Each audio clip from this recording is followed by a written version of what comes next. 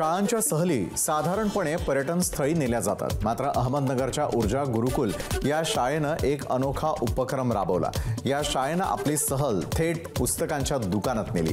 अहमदनगरहून आलेली ही मुलं पुण्यामधल्या राजहंस पुस्तक पेठ या दुकानामध्ये पुस्तकांमध्ये हरवून गेली।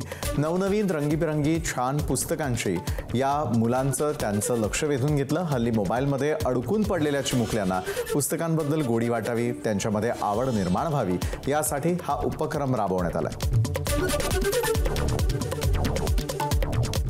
रसिक हो, खास अहमदनगरहून पुस्तकांच्या दुकानात पिकनिकसाठी येणाऱ्या या मुलांचं स्वागत करायला माझ्यासोबत सज्ज आहेत।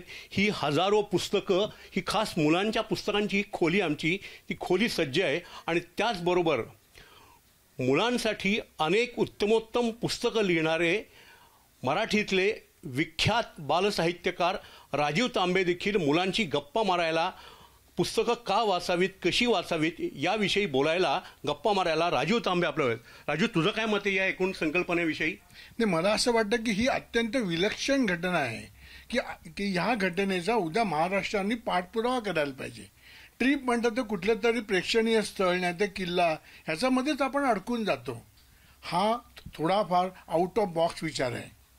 म्हणून ह्या ठिकाणी त्या मुलांचं आपण स्वागत करत आहोत की जर आपण पुस्तकांच्या दुकानाला भेट दिली, तसंच त्यांनी ग्रंथालयाला पण भेट दिली तर मुलांची पुस्तकासोबत दोस्ती होईल। आज शाळेमध्ये वाचनाचा त्रास असतो तरीही मुलं वाचत नाहीत अशी शिक्षक तक्रार करतात। ह्याचं मुख्य कारण मला असं वाटतं की शिक्षक वाचनाविषयी बोलतात, पुस्तकांविषयी बोलत नाहीत।